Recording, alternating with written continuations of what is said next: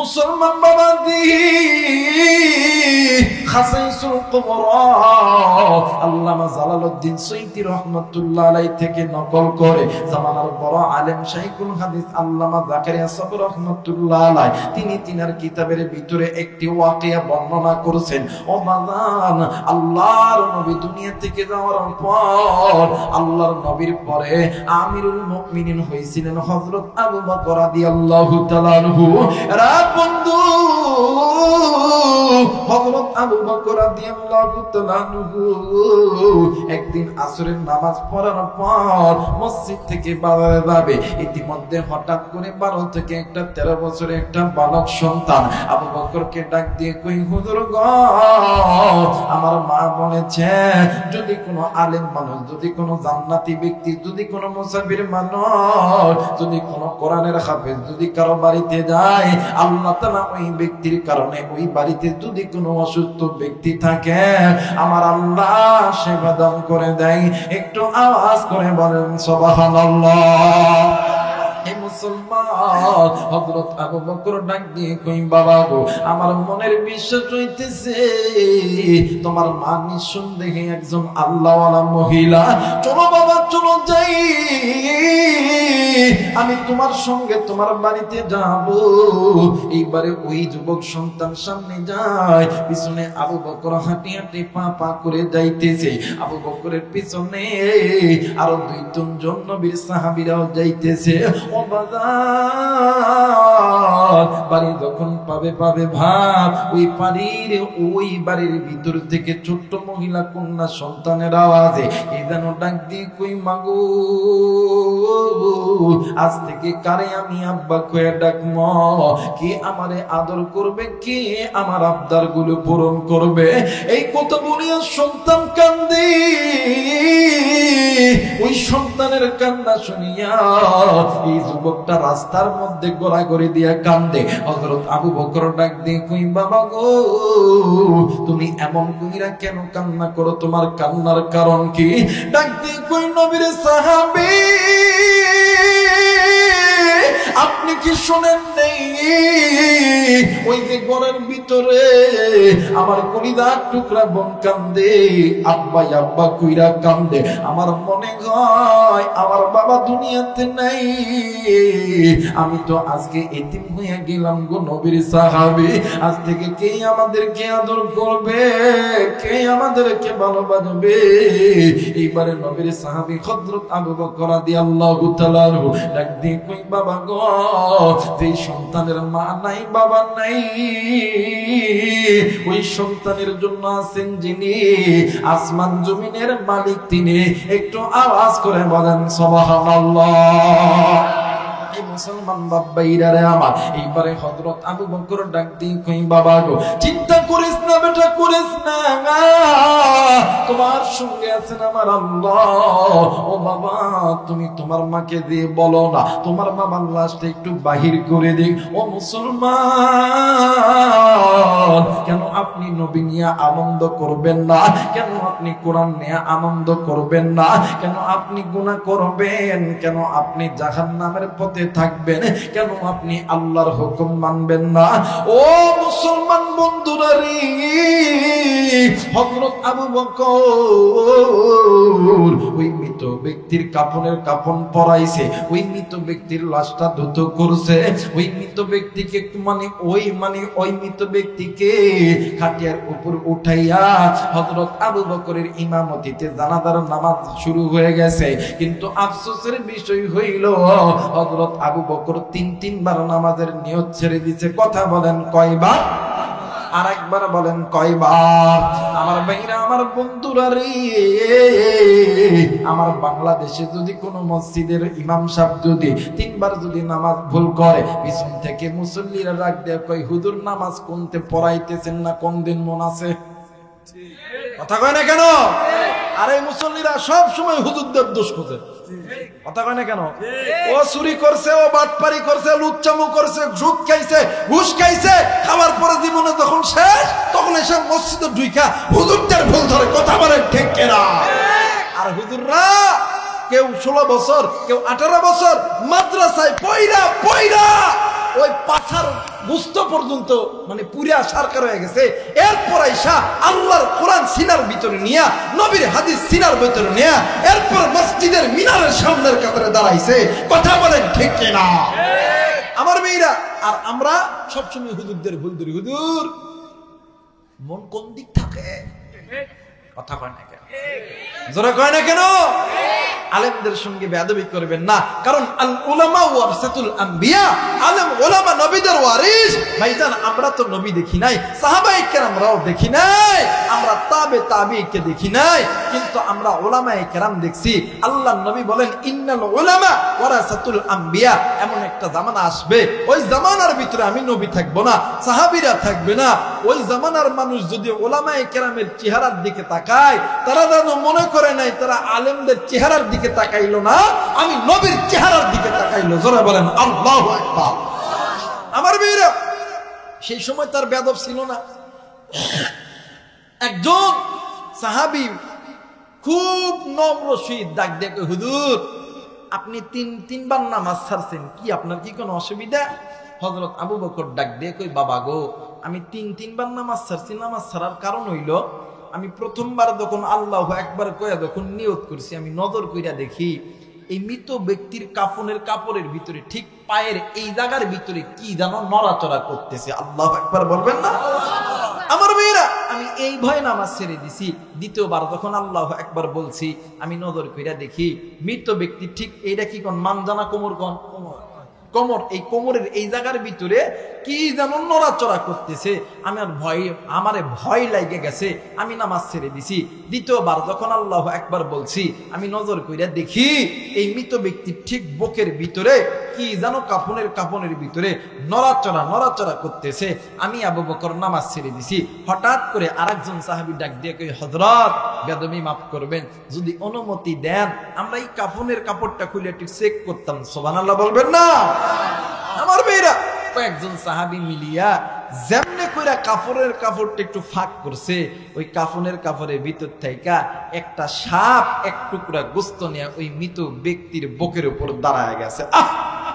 এই দুনিয়ার জমিনে এমন কোন মা নাই, এমন কোন বাবা নাই, সন্তান যদি মারা যায়, সন্তানের বুকের উপরে সাপ যদি এমন কইরা দোলে, কোনো মা কোনো বাবা সহ্য করতে পারবে না। আবার মা বাবা যদি মারা যায়, মা বাবার বুকের উপরে যদি সাপ দাঁড়ায় থাকে, এই দুনিয়ার জমিনে কোনো সন্তানও চুপ করে বসে থাকতে পারবে? জোরে বলেন, পারবে? মুসলমান ভাইরা আমার, বন্ধুগণ, এই ছেলে আর মেয়ে, যুবক যুবতীও কান্দে রে, সাহাবায়ে কেরামরাও ডুকরে কান্দে।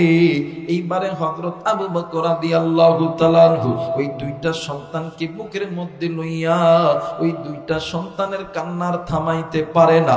এক পর্যায়ে হযরত আবু বকর ডাক দিয়ে কই, বাবা গো, তোমরা একটু এই জায়গায় দাঁড়াও। হযরত আবু বকর এবার আবার লাশের কাছে গেল, যাইয়া ওই লাশের উপরে যেই সাপটা আছে, ওই সাপকে সালাম দিল।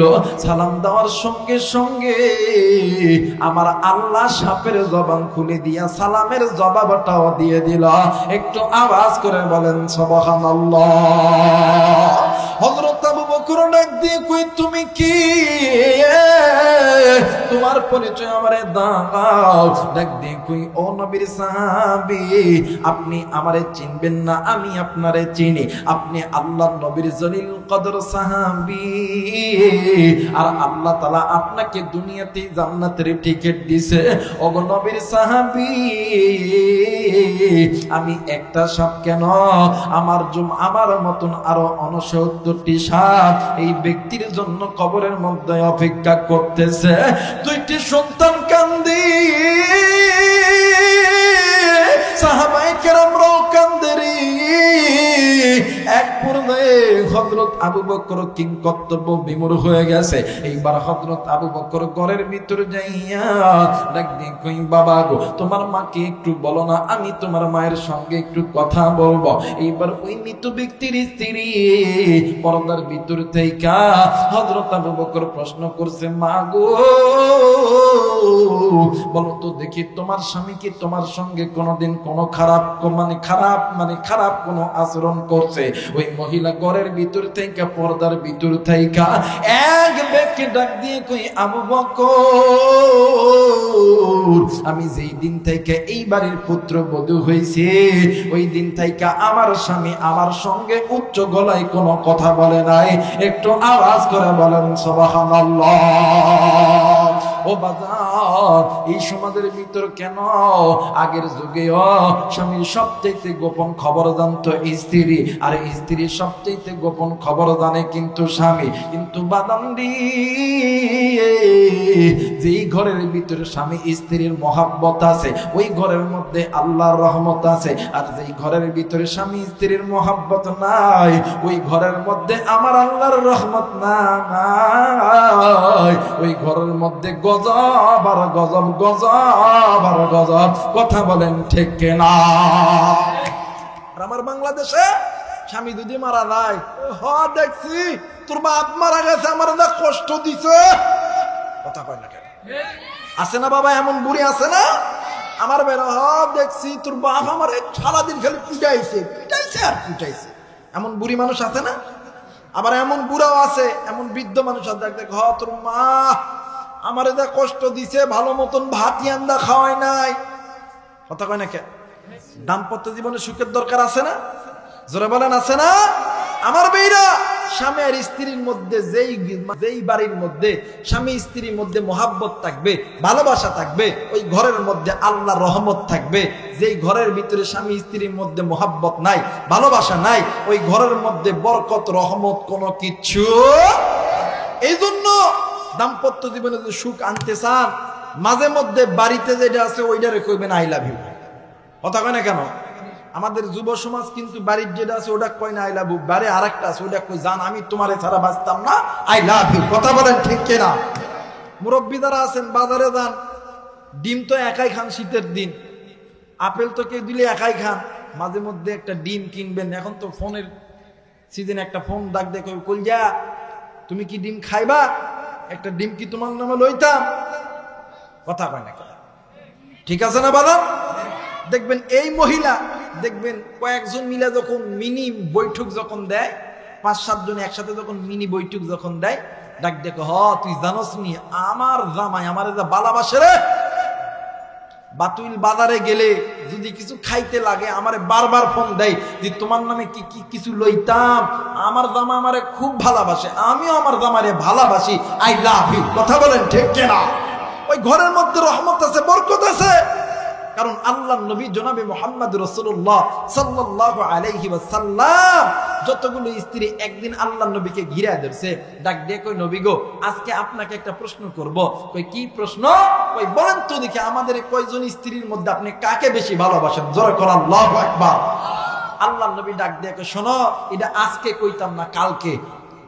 কবে বলবে? কথা কয় না, কবে বলবে? কালকে। নারী জাতি যদি কিছু বলে সরাসরি সামনাসামনি জবাব দিবেন না, যদি কিছু কয় সামনাসামনি বলবেন না, খালি বলবেন কালকে। কথা কয় না কেন? এটা নবীজির সুন্নত। কারণ ওই মানে তড়িৎ গতিতে যে কাজ হয় ওই কাজের মধ্যে শয়তান মানে সহযোগিতা করে। কথা বলেন ঠিক কিনা? ভাই একটু সাউন্ড দে রে ভাই। আমার ভাইরা, তড়িৎ গতিতে যে সিদ্ধান্ত হয় ওই সিদ্ধান্তের মানে মধ্যে শয়তান কি অসওয়াসা ঢুকায়। এই জন্য কিছু বললে বলবেন আজকে নয় কালকে। কথা বলেন কি বলবেন? জোরে বলেন কি বলবেন? কালকে। আমার ভাইরা, আল্লাহর নবী বলছেন কালকে। পরের দিন আল্লাহর নবী এশার নামাজ পড়ার পরে আল্লাহর নবী বাড়িতে আইবে। ইতিমধ্যে জিবরাইল আমিন ডাক দিয়ে কয় হুজুর আপনার সমস্ত স্ত্রী কইছিল না যে আপনি কারে বেশি ভালোবাসেন? আল্লাহ তাআলার হুকুম হইল আপনি যাওয়ার সময় আপনি কয়টা খেজুর লইয়া যাবেন। খেজুর লইয়া যাইয়া যারা আপনি খেজুর দিবেন তারাই কইবেন শোনো আমি যে তোমারে খেজুর দিলাম এই খেজুরের কথা তুমি কাউরে কইবা না। সুবহানাল্লাহ বলবেন না? আল্লাহর নবী খেজুর লইয়া যাইয়া যেই বিবির ঘরে যায় মাথায় একটা কপালে একটা চুম্বন করিয়া ডাক দেখে শোনো আমি যে তোমারে খেজুর দিলাম এটা তুমি কাউরে কইতা না। যতগুলো বিবি ছিল সমস্ত বিবির একটা করে খেজুর দিছে। পরের দিন সকালবেলা এখন এই বিবি ওরে দেখে হাসে, ওই বিবি ওরে দেখে হাসে। আল্লাহু আকবার বলেন না? আল্লাহু আকবার। আরেকবার বলেন আল্লাহু আকবার। মুসলমান ভাইরা আমার বন্ধুগণ, স্ত্রী স্বামীর জন্য সাক্ষী দিতেছি, ডাক দিয়ে কই নবীর সাহাবী, তুমি শুনে নাও, শুনে নাও, আমার জীবনের বিনিময়ে আমার স্বামী আমার সঙ্গে কোনোদিন কোনো খারাপ আচরণ করে নাই। ও বাজার, এইবারে পাশের ঘরে মা আর বাবা ডুকরে ডুকরে কান্দে। আবু বকর ডাক দিয়ে কই, বাবা গো, পাশের ঘরে কি কান্দে বলো না। ডাক দিয়ে কই, নবীর সাহাবী, পাশের ঘরে আমার দাদা দাদি কান্দে। এইবারে হযরত আবু বকর পাশের ঘরে দাইয়া ডাক দিয়ে কই, মা গো, আপনারা মা আর বাবা কেন ডুকরে ডুকরে কান্দে? ও বন্ধু, এইবারে মা আর বাবা ডাক দিয়ে কই, আবু বকর, সন্তান যতই খারাপ হোক না কেন, সন্তান যদি বিপদে পড়ে, এই দুনিয়ার জমিনে এমন কোন মা নাই, এমন কোন বাবা নাই, ওই মা বাবা চুপ করে বসে থাকতে পারে। আর নবীর সাহাবী, এই যে নজর করিয়া দেখুন না, আমার সন্তান এমন করে কষ্টে থাকবে, আমরা মা বাবা কেমন করে শান্তিতে থাকি, এই জন্য আমরা মা বাবা ডুকরে ডুকরে কান্দি। আরে যুবক বন্ধু, আজকে যুবক তুমি এই দুনিয়া পাইয়া, আজকে এই দুনিয়ার অর্থ সম্পদ পাইয়া, আজকে কোন যুবক তুমি মারে ভুলিয়া গেছ? কোন মুরব্বী আপনি মারে ভুলিয়া গেছেন? ও বাবা, এইবারে আল্লাহর নবীর সাহাবী আবু বকর ডাক দিয়ে কই, মা গো, ও মা, আজকে আপনার সন্তান বিপদে পড়ছে গো মা। মা, আপনার কাছে আমার একটা প্রশ্ন হইল। ডাক দিয়ে কই, কি প্রশ্ন বলো না। ডাক দিয়ে কই, নবীর সাহাবী, কি প্রশ্ন বলো না। হযরত আবু বকর ডাক দিয়ে কই, মা গো, আপনার সন্তান যদি আপনাদের সঙ্গে যদি কোনোদিন খারাপ ব্যবহার করে থাকে, আপনারা মা বাবা মাফ, মানে মা আর বাবা মাফ করে দিবেন। এইবারে মা আর বাবা ডাক দিয়ে কই, নবীর সাহাবী, যেই দিন থেকে আমার সন্তান বুঝমান হয়েছে, আমরা মা আর বাবার সঙ্গে আমার সন্তান কোনোদিন খারাপ ব্যবহার করে নাই। একটু আওয়াজ করে বলেন সুবহানাল্লাহ। মুসলমান বন্ধুরা রে, মানিকগঞ্জের বাবাদের রে, কুড়িদার টুকরা যুবক, এই দুনিয়া থাকার জায়গা নয়, কেউ এই দুনিয়ায় চিরদিন থাকবো না। আমি জানি না কোন মুরব্বী আপনি, কোন মুরব্বী আপনি আল্লাহর ঘর মসজিদ থেকে দূরে ছিলেন? কোন যুবক তুমি আল্লাহর ঘর মসজিদ থেকে দূরে ছিলা? কেন তুমি গুনাহ করছো? এই জায়গায় আপনি আমি যুবক মুরব্বী, আপনি আমি মা বোন সবাই আছি রে বন্ধু। এই জায়গায় এমন কোন মানুষ বলতে পারবেন না আপনার আমার জিন্দেগির জমিনে গুনাহ নাই। ইচ্ছায় অনিচ্ছায় চোখের গুনাহ, হাতের গুনাহ, কানের গুনাহ, পায়ের গুনাহ, নফসের গুনাহ হয়ে গেছে। ও বন্ধু, আমার মেয়েরা, আমার বাবাজিরা রে, যুবক রে, আর কত গুনাহ করলে তোমার কলিজা ঠান্ডা হবে? এ মুরব্বী, আর কতদিন আল্লাহর ঘর মসজিদ থেকে দূরে থাকলে আপনার অন্তর ঠান্ডা হবে? আর কতদিন আল্লাহর কোরআন থেকে দূরে থাকলে আপনার অন্তর ঠান্ডা হবে? এই দুনিয়া থাকার জায়গা নাই গো বাবা, এই দুনিয়ায় চিরদিন থাকবো না। কুল্লু নাফসিন যায়িকাতুল মাউত, মৃত্যুর স্বাদ একদিন না একদিন সকলকেই ভোগ করতে হবে। এই দুনিয়া ছেড়ে আপনাকেও যেতে হবে, এই দুনিয়া ছেড়ে আমাকেও যেতে হবে। এরা বন্ধু, আমার ভাইরা, আমার বাবাজিরা রে, নাম শুনছেন হযরত আবু বকর রাদিয়াল্লাহু তাআলা আনহু, নাম শুনছেন হযরত ওমর রাদিয়াল্লাহু তাআলা আনহু, নাম শুনছেন হযরত উসমান রাদিয়াল্লাহু তাআলা আনহু, নাম শুনছেন হযরত আলী রাদিয়াল্লাহু তাআলা আনহু। ও বাবা, একটা জবাব দিবেন, এরা জান্নাতি না জাহান্নামী? আওয়াজ করে বলেন, জান্নাতি না জাহান্নামী? জান্নাতের টিকিট প্রাপ্ত সাহাবী রাত্রি যখন গভীর হইত, আল্লাহরে ডাক দিয়ে কইতো, আল্লাহ, না জানি কোন দিনের গুনাহের কারণে আপনি আমাদের জাহান্নামের টিকিট খানা চালু করছেন।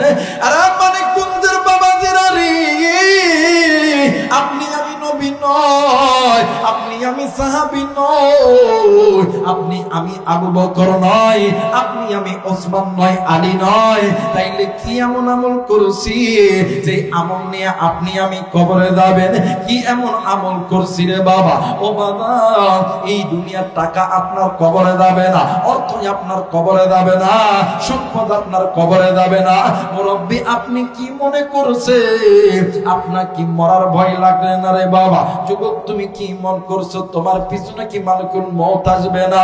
ও মাবুদ, আপনি কি মনে করছেন আপনার পিছনে কি মালিকুল মউত যাবে না? অবশ্যই অবশ্যই মৃত্যু আপনাকে পাকড়াও করবে, কিন্তু এই দুনিয়া থেকে যাওয়ার আগে আল্লাহর জাহান্নামের আগুন থেকে বাঁচতে হবে। এই দুনিয়ায় আপনার আমার মা ছিল না, আপনার আমার বাবা ছিল না, দাদা ছিল না, দাদি ছিল না, নানা ছিল না, বাজানলে কত বন্ধু ছিল না, কত খেলার সাথী ছিল না।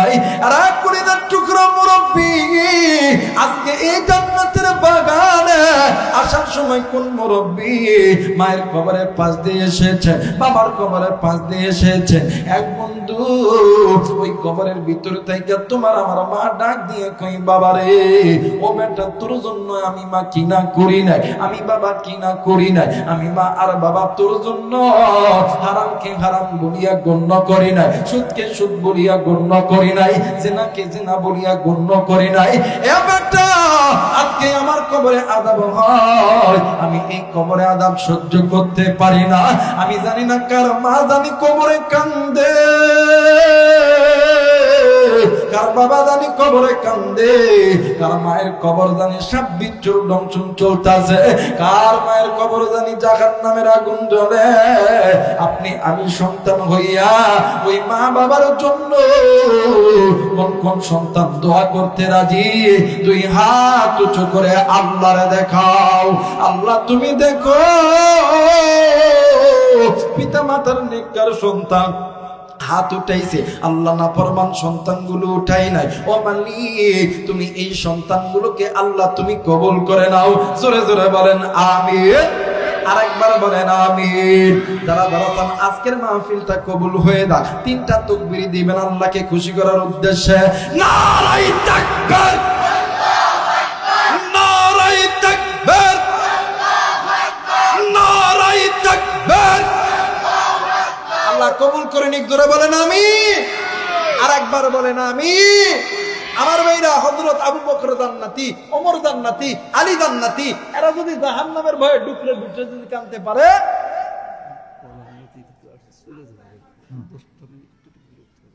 10 মিনিট করলে মজমা নষ্ট হয়ে গেলে আমার করা কিছু নেই, বাস কথা।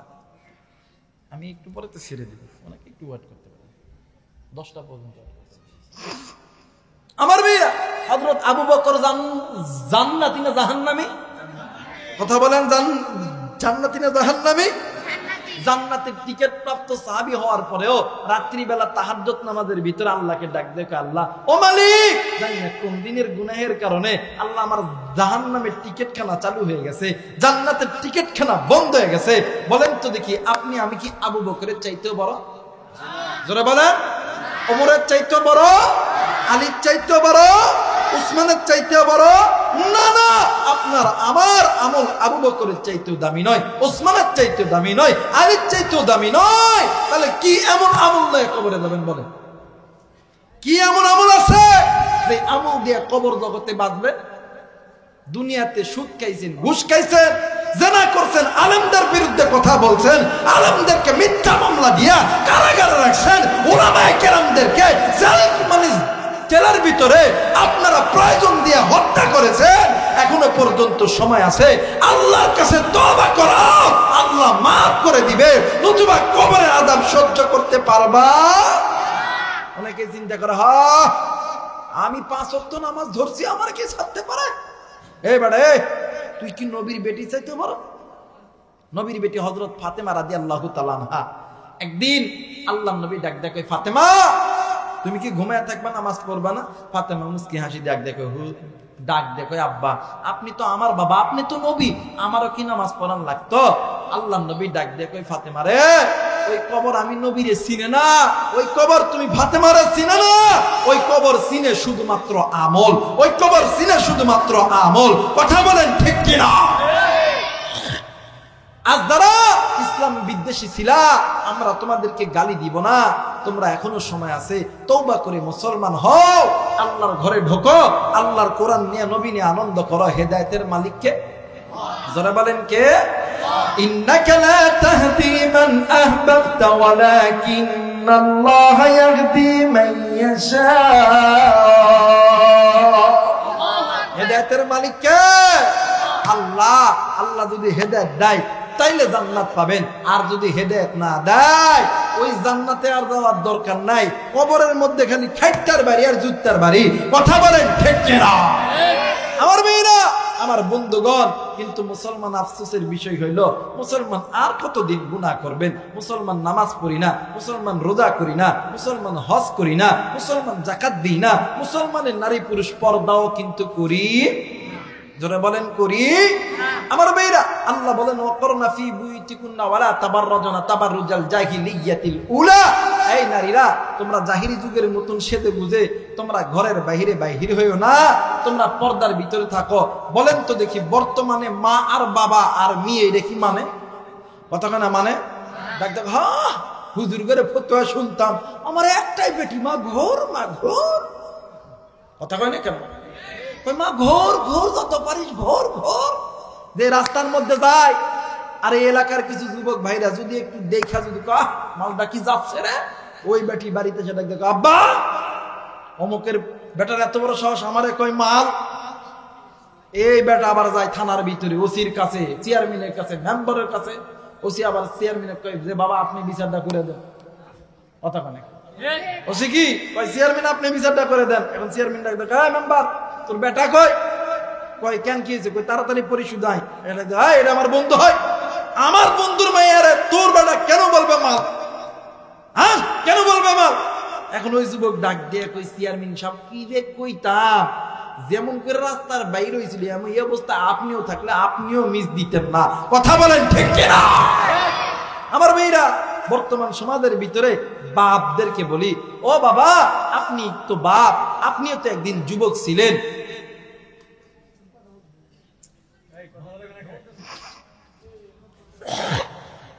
আপনিও তো একটা বাবা, আপনারও একদিন যুবক ছিলেন। আপনার চোখের সামনে দিয়া কাকের মতন কালা কুসকুসে একটা মাইয়া যখন গেছে, তখন আপনারও ইচ্ছা জাগছে, খায়েশ জাগছে। এখন তো আপনার মাইয়া প্যারাগ্রাফ বিউটি, নিদানন সুন্দরী, হরিণের মতন ডাগর ডাগর চোখ, ইয়ামনি তরবারের মতন ভুরু। আপনি বাবা হইয়া কেমনে কইরা আপনার মাইয়াকে জাহান্নামের দিকে মানে টানেন? আপনি বাবা নয়, আপনি এক নম্বরে শয়তান। কথা বলেন ঠিক কিনা? যে বাবা মাইয়াকে পর্দা করতে বাধ্য করে না, ওইটা বাবা নয়, ওইটা শয়তান। আসলে যদি কোনো বাবা যদি বাবা হইতো, বাবা কোনোদিন ছেলে মেয়েদেরকে জাহান্নামের আগুনে ফেলতে পারে? বাবা যাও যাও, আবার ফোনও কিনে দেয়, এই ফোনটা তুলে সেলফি তুলে কথা কয়। আব্বা এই ফোন হতো না, দামি ফোন লাগতো, আইফোন। কথা কয় না কেন? এটা আবার ফিল্টারও মারা লাগে না, কালো থাকলেও ফর্সা। কথা কয় না? আর এই ছবি দেখে আমাদের যুবকদের ইমান নষ্ট হয়ে যায়। কোন গ্রামের মেয়েরা তুই কেমন রে তোর বাপ, ফেসবুকেতে ছবি শেয়ারে করছো কেন পাপ? কথা কয় না? কোন গ্রামের মেয়েরা তুই কেমন রে তোর বাপ, ফেসবুকেতে ছবি শেয়ারে করছো কেন পাপ? বোরকা একটা পরছো তুমি, মুখটা রাখছো কলা, দরজাটা বন্ধ করে জানালাটা খোলা। কথা বলেন ঠিক কিনা? বোরকা একটা পরছো তুমি, মুখটা রাখছো কলা, দরজাটা বন্ধ করে জানালাটা খোলা। কোন গ্রামের মেয়ের তুই কেমন রে তোর বাবা, ফেসবুকেতে ছবি শেয়ারে করছো কেন পাপ রে নিয়ে, ফেসবুকেতে ছবি শেয়ারে করছো কেন পাপ? কথা বলেন ঠিক কিনা? আমার মেয়েরা, আমার বন্ধুগণ, এই সমাজের যদি মা আর বাপ যদি ছেলে আর মেয়েকে বলতো, এই বেটা আজ থেকে পর্দা না করলে এই বাড়ির তোমার ভাত নাই, আল্লাহর কসম আগামী 24 ঘন্টার মধ্যে একটা মেয়েও পর্দা ছাড়া বাড়ির বাইরে যাইতো। কথা বলেন যাইতো? কারণ বাপ যেমন মাও তো ওইরকম হবে। ফ্যাক্টরি ভালো হইলে কথা কয় না, ফ্যাক্টরি ভালো হইলে মাল কথা কয় না বাদান, ফ্যাক্টরি ভালো হইলে মাল ভালো, ফ্যাক্টরি যদি ভালো না হয় মাল তো ওইরকম হবে। মার বাবা দেখছে টিভি সিডি, কথা কয় না, কথা কয় না, টিভি সিডি দেখা ইমান নষ্ট করছ 12 মাস, মোবাইল আসিয়ায় আবার করছ বড় সর্বনাশ। কথা বলেন ঠিক কিনা? টিভি সিডি দেখা ইমান নষ্ট করছ 12 মাস, মোবাইল আসিয়ায় আবার করছে বড় সর্বনাশ। কথা বলেন ঠিক কিনা? এই জন্য মুরব্বীদেরকে বলবো, মুরব্বী নামাজ যেমন তোমাদেরকে জাহান্নামের আগুন থেকে বাঁচায়, কোরআন যেমন তোমাদেরকে জাহান্নামের আগুন থেকে বাঁচায়, হজ যেমন তোমাদেরকে জাহান্নামের আগুন থেকে বাঁচায়, যাকাত যেমন তোমাদেরকে জাহান্নামের আগুন থেকে বাঁচায়, তেমনি করেও পর্দাও আপনাকেও জাহান্নামের আগুন থেকে বাঁচাবে, আপনার সন্তানকেও জাহান্নামের আগুন থেকে বাঁচাবে। কথা বলেন ঠিক কিনা? আমার মেয়েরা, আমার বন্ধুরা রে, অনেক মারা এসেছে, মাগো হয়তো বা কথা একটু মানে একটু কর্কশ হতে পারে, একটু তিতাও হইতে পারে গো মা, কিন্তু আল্লাহর কসম করে বলি আপনাদের ক্যারেক্টার নষ্ট করার জন্য কথা বলি নাই। আপনি আপনার বিবেকের কাছে প্রশ্ন করেন, কেন মা আপনি বেপরদায় চলবেন? আপনি বেপরদায় চলার কারণে আপনার মা জাহান্নামে যাবে, বাবা জাহান্নামে যাবে, আপনার স্বামীও জাহান্নামে যাবে।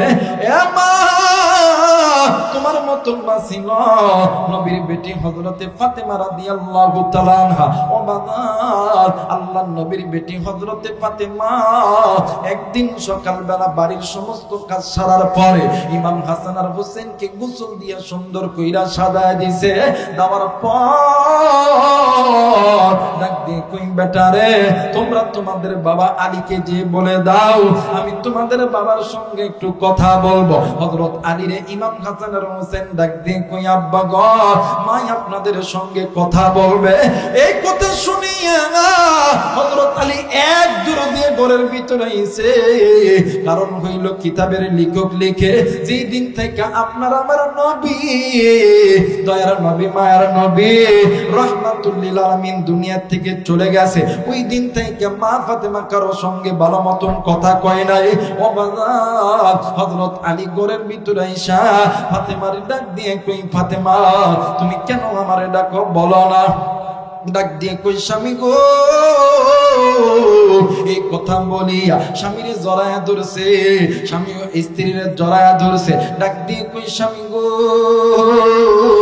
আমি তোমার কাছে কয়টা আবদার করব, মিঠাই বানি। ডাক দিয়ে কই, বিবি রে, কি আবদার করবা বলো না? ডাক দিয়ে কই, স্বামী গো, আমার মনে হয় আমি এই দুনিয়াতে বেশি দিন বাঁচবো না। এইবার হযরত আলী ডাক দিয়ে কই, ফাতেমা রে, তুমি যে বাঁচবা না এইটা তুমি কেমনে করে জানলা? ও বাজার, কোন দিকে কোনো নজর নেই।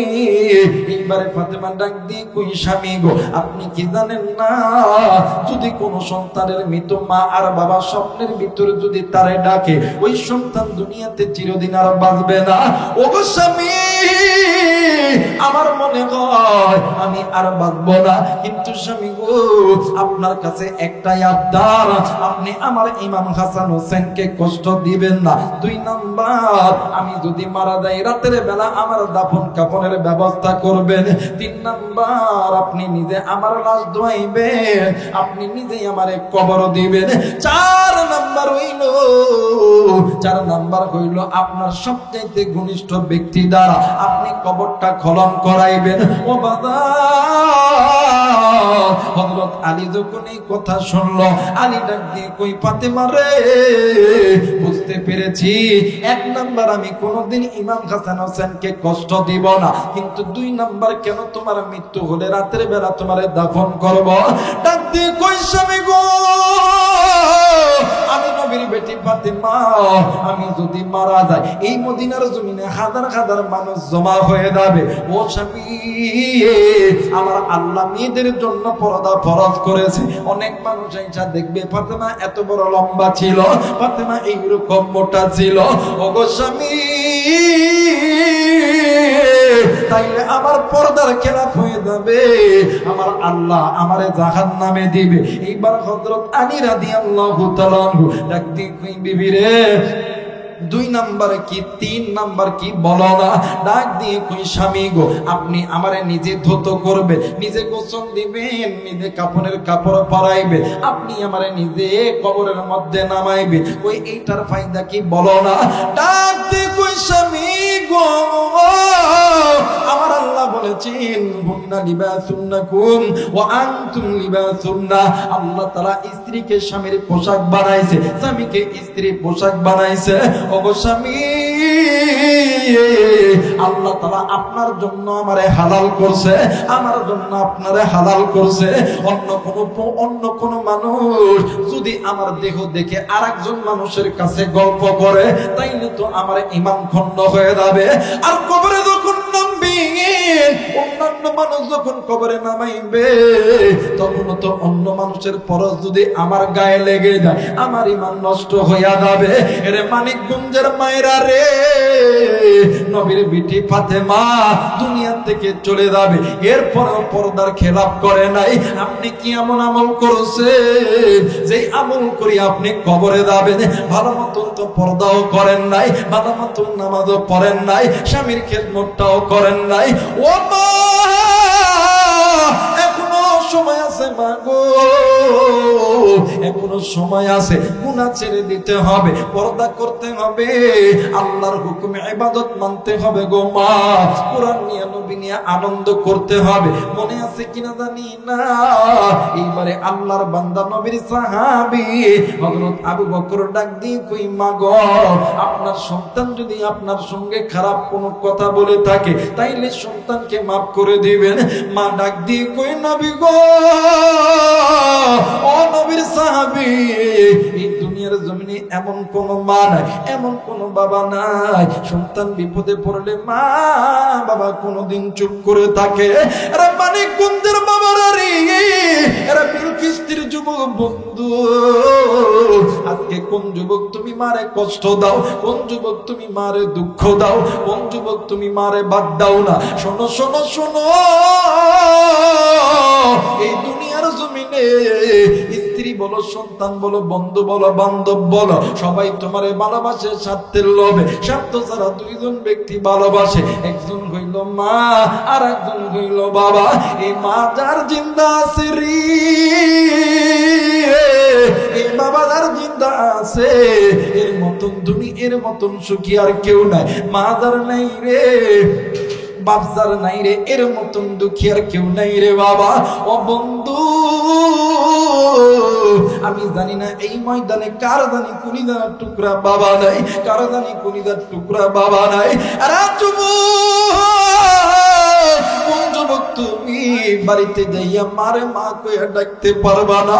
কোন মুরব্বী আপনি বাড়িতে যাইয়া মারে মা কইয়া ডাকতে পারবা না? আরে মুরব্বী যুবক,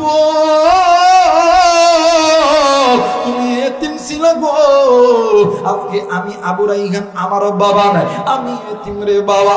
আমার নবী এতিম নবীর যখন মায়ের কথা মনে হইতো, আমার নবী ডুকরে ডুকরে কাঁদতো। ও বন্ধু,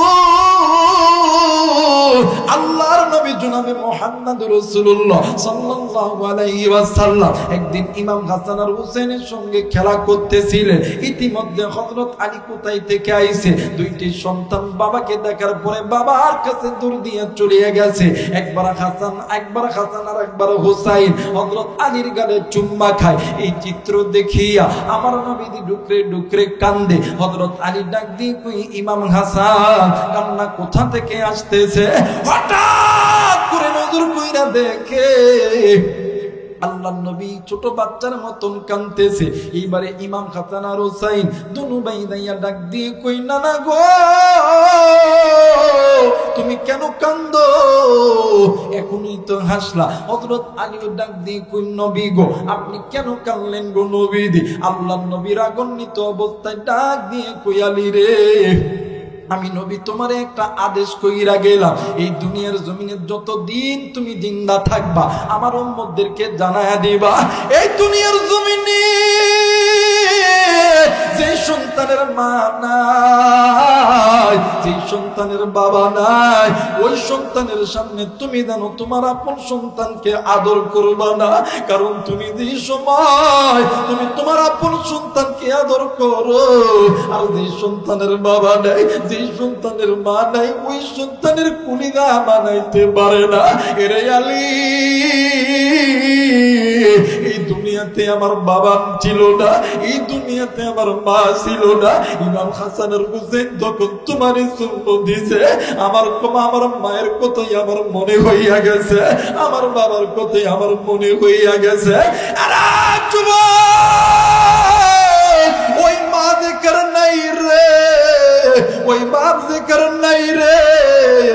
কার মায়ের কবর জানি জাহান্নামীর আগুনে জ্বলে, কার মায়ের কবর জানি জাহান্নামীর আগুনে জ্বলে, কার মায়ের কবরে জানি সাপ বিচ্ছুর ডুমচুম চলতাছে, কার মা জানি ডাক দিয়ে কই পু, এই কবরে আযাব সহ্য করতে পারি না। কার বাবা জানি ডাক দিয়ে কই বধুরে, এই কবরে আযাব সহ্য করতে পারি না। ওই মা বাবার জন্য কোন কোন আল্লাহর বান্দা নিকার সন্তান দোয়া করতে রাজি আছেন? দুই হাত উঁচু করে আল্লাহরে দেখায়, আল্লাহ তুমি নজর কইরা দেখো, আল্লাহ পিতা মাতার নেককার সন্তানগুলি হাত তুলেছে রে আল্লাহ, নাফরমান সন্তানগুলি চলিয়া গেছে। ও মালিক আল্লাহ গো, তুমি এই সন্তানকে আল্লাহ তুমি কবুল আর মঞ্জুর করে নাও। জোরে জোরে বলেন আমিন, আর একবার বলেন আমিন। মুসলমান বন্ধুরা রে, এইবারে হযরত আবু বকর এইবারে সাপের কাছে আইছে, আইসা ডাক দিয়ে কই সর পরে এই ব্যক্তি কি এমন গুনাহের কাজ করছে বলো না। ডাক দিয়ে কই আপনি আল্লাহরে জিজ্ঞাসা করেন। এইবারে আবু বকর বুঝতে পেরেছি এই ব্যক্তি দুনিয়ার জমিনে কোনো না কোনো দিন আপনার ফরজ নামাজের ভিতরে গাফলতি করেছে। এক কলিজার টুকরা মুরব্বী, কলিজার টুকরা যুবক, একদিন আপনিও ছোট ছিলাম, আমিও ছোট ছিলাম, আপনার আমার কলিজার টুকরা মা, আপনার আমার কলিজার টুকরা বাবা ফজরের নামাজ পড়ার জন্য ওযু বানাইছি। ইতিমধ্যে আপনি আমি ঘুম থেকে উঠেছি, মা জননী আপনার আমার কান্না থামাইতে যাইয়া ওই দিন ফজর পড়ে নাই, বাবাও পড়ে নাই, জোহর পড়ে নাই। এমন এক দিনটা ছিল আপনি আমি অসুস্থ, পাতলা পায়খানা, এই তো বাদান মানিকগঞ্জ মেডিকেলে ভর্তি করা হয়েছিল। মা আর বাবা সারা রাত সারা দিন ঘুমাই নাই, আজান হয়, ফজর হয়, জোহর হয়, আসর হয়, মাগরিব হয়, এশা হয়, কিন্তু মা বাবা নামাজ পড়ে নাই। কারণ তোমার ওই পায়খানার নাপাকির কারণে মা বাবার ওযু ছিল না, মা বাবা নামাজ পড়তে পারে না। উম্মতের আলেম এই জায়গায় আছে, জিজ্ঞাসা করে দেখবেন এক ওয়াক্ত নামাজ কাদা করলে 80 ফুটবা জাহান্নামে জ্বলতে হবে। আমি জানি না যুবক কার মা জানি জাহান্নামে জ্বলে। ওই মা বাবার কবরের আযাব মাপের জন্য চিৎকার করিয়া ডাক দেন, বলনা আল্লাহ। হয় নাই হয় নাই, মায়া কইরা ডাক দেন না, বলেন না আল্লাহ। আর একবার ডাক দেন না, বলেন না আল্লাহ। আরে কলিজার টুকরা মুরব্বী, আল্লাহরে আল্লাহ বলিয়া ডাকতে কি ভালো লাগে না? আল্লাহরে বন্ধু বানাও, আল্লাহরে বন্ধু বানাও। কবর সহজ হবে, হাসর সহজ হবে, মিজান সহজ হবে, ফুলসিরাত সহজ হয়ে যাবে। মা বাবার কবরের আযাব মাপের জন্য মায়া কইরা ডাক দে না, বল না আল্লাহ। হয় নাই হয় নাই, ডাক দে না, বল না আল্লাহ। আল্লাহ তুমি দেখো গো আল্লাহ, মায়ের পাগলগুলো তোমারে ডাকে, বাবার পাগলগুলি তোমারে ডাকে। ওগো মালিক আল্লাহ, তুমি সন্তানগুলোকে কবুল আর মঞ্জুর করে আনো। ও বাবা, এইবারে হযরত আবু বকর ডাক দিয়ে কই সরপরে বুঝতে পেরেছি এই ব্যক্তি গুনাহ করছে, যেহেতু গুনাহ করছে, যেহেতু একটা ক্ষতি হয়ে গেছে, ক্ষতি তো সংশোধন করা যায়। হযরত আবু বকর যখন এই কথা কইছে, সর্প ডাক দিয়ে কই নবীর সাহাবী, এই ব্যক্তির যদি কোনো ছেলে সন্তান অথবা কন্যা সন্তান থেকে থাকে, আল্লাহর কোরআন পড়তে বলো। আমার মালিক আমার আল্লাহ, ডাক দেন না, বলেন না আল্লাহ। আমার মালিক আমার আল্লাহ। ওই কোরআনুল কারীম তেলাওয়াত করার ওসিলায় আল্লাহ তাআলা কবর আযাব মাফ করে দিবে। একটু আওয়াজ করে বলেন সুবহানাল্লাহ। বাদান্নে আমার, এই কোরআন এই মাদ্রাসাতে পড়ানো হয়, বলেন তো দেখি এই কোরআন দামি না কম দামি? আওয়াজ করতে হবে, দামি না কম দামি? আর একবার বলেন, দামি না কম দামি? ও বাবা, এই কোরআন নিয়ে নবী নিয়ে আনন্দ করতে হবে, নির্দেশ কার? আর একবার বলেন, নির্দেশ কার? এই কোরআন নিয়ে নবী নিয়ে আনন্দ করলে জাহান্নামে যাব না জান্নাতে যাব? জোরে বলেন, জান্নাতে যাব না জাহান্নামে যাব? মুসলমান বন্ধুরা রে, জান্নাতে যদি যেতেই চান কোরআন নিয়ে নবী নিয়ে আনন্দ করতে হবে। ও বাবা, এইটা তো নবীর ঘর, আল্লাহর কোরআন তেলাওয়াত করা হয়।